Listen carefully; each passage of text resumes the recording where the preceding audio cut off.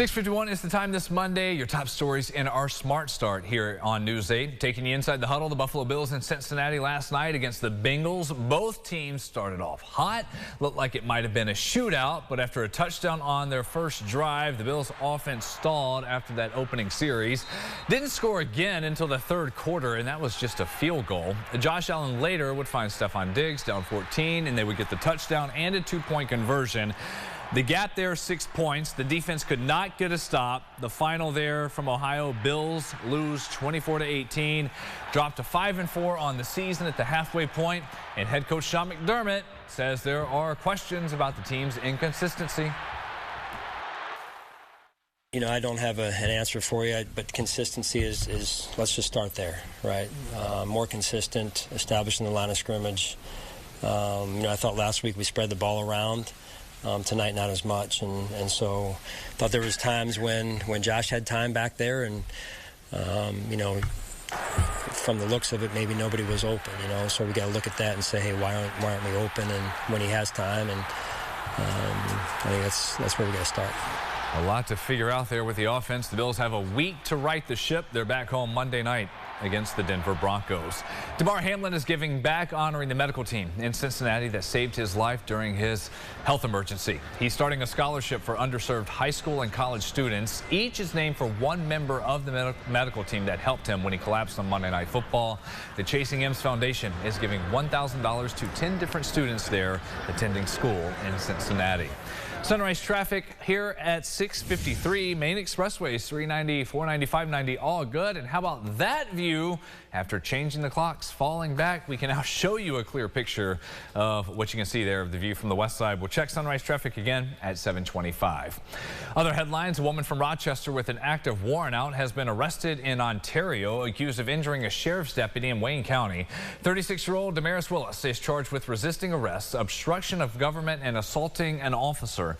Authorities say the charges stem from a case Friday. That was a call for a domestic dispute. The deputy injured was treated at the hospital and has since been released.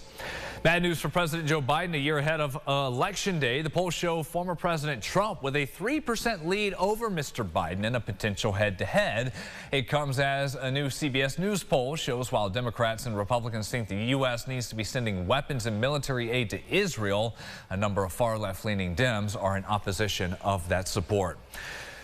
Former President Trump is expected to take the stand today at his civil trial in New York City. Trump in that case is accused of fraudulently inflating the value of his properties to get loans and other benefits. This high-stakes trial and the outcome could cost the former president control of his marquee properties, the likes of Trump Tower. Tyson Foods is recalling 30,000 pounds of frozen dino-shaped chicken nuggets. The Department of Agriculture says they could be contaminated with metal pieces. The recall covers products with a best-by date of September 4th, 2024. If you have them in your freezer, throw them out immediately or take them back to the store where you got them. The Flower City Tattoo Convention wrapped up, finished Sunday at the Dome Arena in Henrietta. It had more than 400 artists on hand, including several cast members from the hit show Ink Master. The first day, Friday, had more people showing up than the total attendance last year. This weekend's been awesome.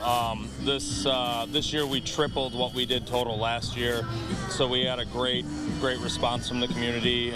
We had it all over the radio. Obviously the news has been here. It's been a lot of fun, man. There's a lot of cool people just roaming through and getting to see people that they wouldn't have access to.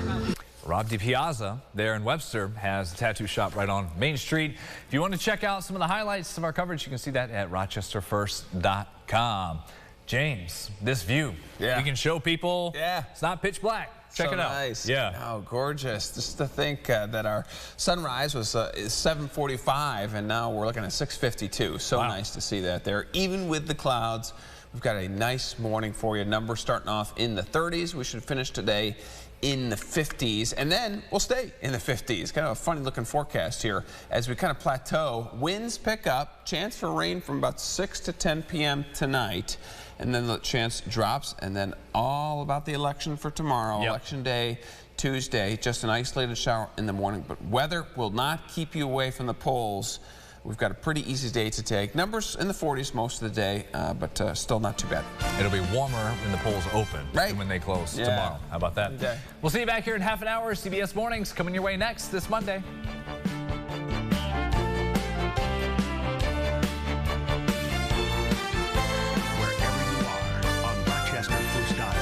Facebook, Twitter, and on our app for news and weather.